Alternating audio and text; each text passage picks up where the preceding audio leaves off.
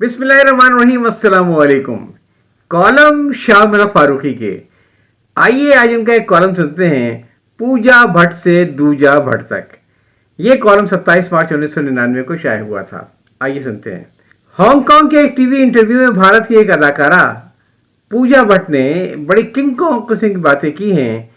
उन्होंने कहा है कि मेरा सियासत में आने का कोई इरादा नहीं है, बल्कि मैं समाजी काम करूंगी और ख्वातीन के हकूक़ की चैंपियन बनूंगी। उन्होंने कहा कि जवानी में हिमाकतें सरदर्द हो जाती हैं। जिस्म पर पेंट यानी रंग करा के तस्वीर उतरवाना मेरी हिमाकत थी, ताहम मुझे उस पर अफसोस नहीं है। पूजा भट्ट ने कहा कि बिगाड़ के जिम्मेदार वालिदैन होते हैं। साथ ही उसने ये भी कहा कि मैं अपने डैडी की चमची हूँ। हिंदुस्तान हो या पाकिस्तान या दुनिया का कोई भी मुल्क, हर जगह तमाम अदाकाराओं, अदाकारियों, खिलाड़ियों और खिलाड़ियों का बात करने का अंदाज एक ही जैसा होता है। बल्कि बहुत से रिटायर्ड फौजी या गैर फौजी अफसर जिन्होंने अपनी मुलाजमत के दौरान मुख्तलिफ कानूनी और गैर कानूनी मराहत के जरिए कुछ माल पानी बना लिया है, वो भी इसी अंदाज में सोचते हैं। यानी जब शैतान उन्हें उंगली दिखाता है कि सामने वाली वजारत अज़्मा की वो कुर्सी तो तुम्हारी है, तो सियासत में आने के लिए उनका जी मचलने लगता है।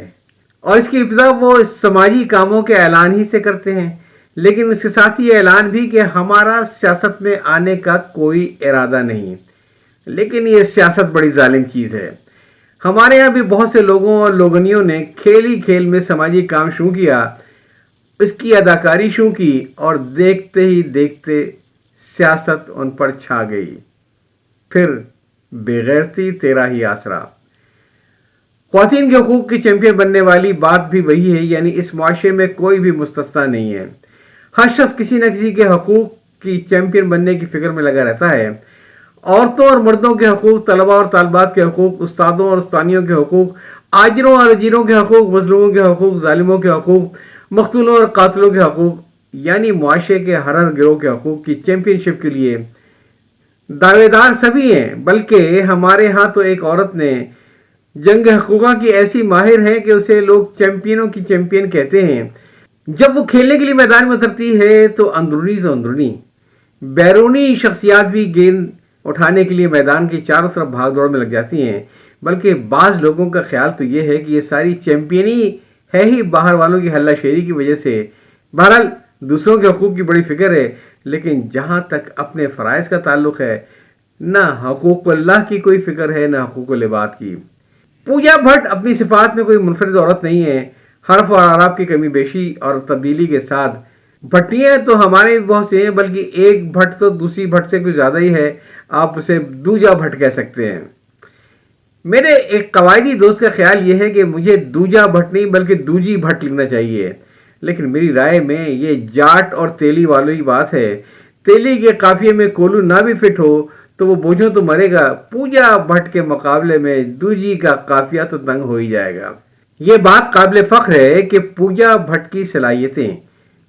की सलाहियतों से कई गुना ज़्यादा हैं। पूजा भट्ट अदाकारी करती हैं तो अदाकारा मालूम होती हैं, और यकीन कीजिए अगर उसने कभी कोई समाजी काम किया तो समाजी कारकुन नज़र आएगा।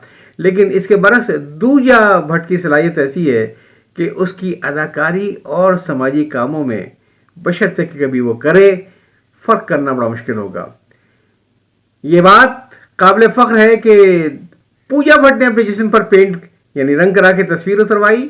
सुना है इससे पहले पूरे जिस्म का एक्सरे करवा के नुमाइश बदन का शौक पूरा करना चाहा, लेकिन जब उसे मालूम हुआ कि इसमें तो सिर्फ हड्डियां ही हड्डियां नमूदार हैं, तो उसकी तलाफी के लिए पेंटेड बदन की तस्वीर की। दूजा भट्ट का मामला चूंकि गोश्त पोस्ट का बदन का था, लिहाजा उसने सारी तलाफियों के लिए पेंट के बजाय प्लास्टिक सर्जरी का सहारा लिया। पूजा भट्ट को अपनी हिमाकतों का अफसोस नहीं, लेकिन दूजा भट्ट इतनी अक्लमंद है कि वो अपनी किसी हरकत को हिमाकत समझती ही नहीं है, लिहाजा उसे किसी अफसोस की ज़रूरत नहीं है। वो अपने मुल्क के ऐवानों में भी अदाकारी के जौहर दिखाती हैं, जहां लोग संजीदगी और वक़ार की तवक्को करते हैं। तरह तरह की आवाज़ें निकालना, चीखना, चिल्लाना, रोना, हंसना, मुँह चिढ़ाना, खिलखिलाना और तरह तरह के भाव बताना, और फिर घंटों तक इस सलाहियत का मुजाहरा करना, ये आला दर्जे की अदाकारी नहीं है तो फिर क्या है? अगर इन सलाहियतों को देखकर कोई कह दे, लगे मुंह भी चढ़ाने देते देते गालियां साहब, زباں بگڑی تو بگڑی تھی، خبر لیجئے دہن بگڑا، تو معاملہ حقوق سے بڑھ کر استحقاق کا ہو جائے گا۔ پوجا بھٹ نے بڑے لاڈ پیار کے ساتھ کہا کہ وہ اپنے ڈیڈی کی چمچی ہیں۔ دوجا بھٹ بھی اپنے ڈیڈی کی چمچی ہی تھیں، بغیر میم کے۔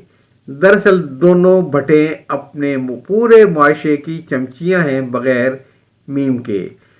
چچا سلامت، چچی ڈبل سلامت۔ کالم آپ سن رہے تھے پوجا بھٹ سے دوجا بھٹ تک۔ یہ تحریر کیا تھا شاہ ملک فاروقی صاحب نے، اور یہ شائع ہوا تھا 27 مارچ 1999 کو۔ یاد چاہتا ہوں، اللہ حافظ۔